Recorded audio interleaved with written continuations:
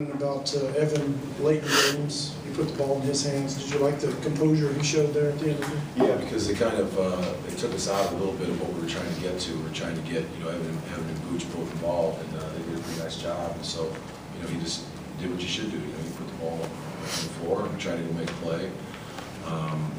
See if you can score, get fouled. Don't settle for a jump, a terrible jump shot or anything like that. And he was able to get the ball to go in. How did your guys play defensively on Harden? They limited him to 6 free throw attempts, and how did they play defensively on Dwight Howard? Well, the fact that he only had 6 free throw attempts is very good. Probably the main reason we won the game. He wasn't walking up the line all the time. But we did okay on him. He's very, very good. We wanted to try to get him inside the 3-point line, get him into a mid-range game. He was making it. Times we were all over him. He made them. So you have to give him credit for that. Our overall defense was not great again. We gave up way too much penetration by the other players. But overall, he's a great player. And I thought we did a nice job on the way. Coach, your team scored 60 points in the paint. Talk about how they dealt with Dwight and Clint guarding the rim. Capella. Well,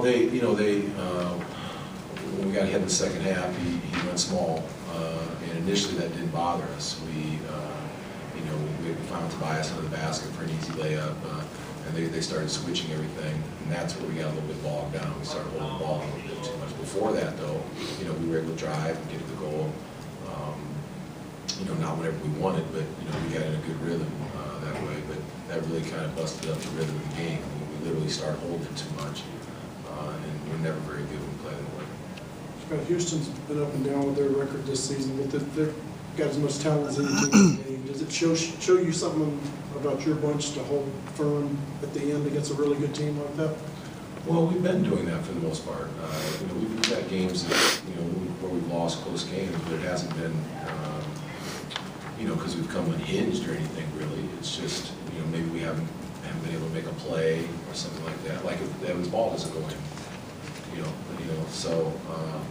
But we played really tough defense on the last possession, and our guys, they've shown they'll battle for it at the end.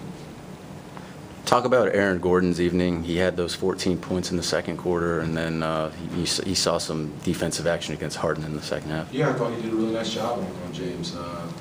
He gave us a good energy boost early. As you said, he got a run out, got a layup, he got a couple offensive rebounds.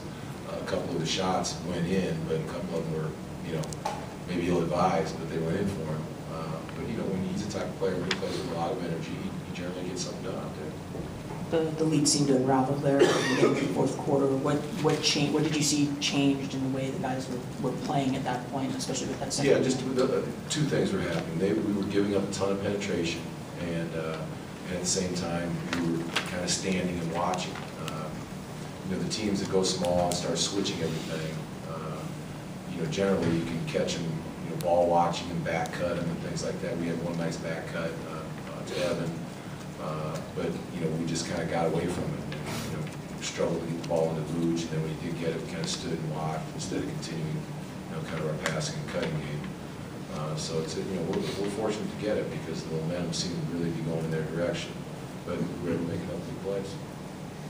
Your team's won 5 of its last 6. On the surface, it's obviously very good, but at the same time, it seemed like the defensive slippage is continuing.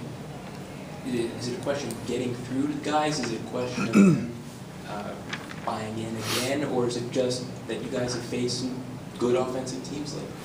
No, I think it's probably a combination of all that. I don't consider it a buying in issue. I think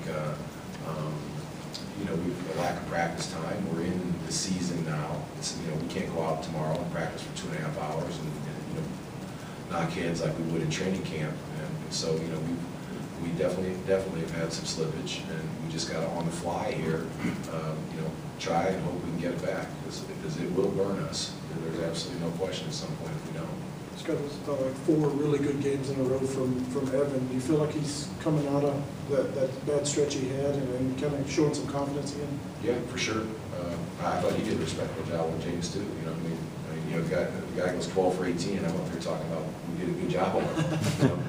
But I mean, you know, he's that good.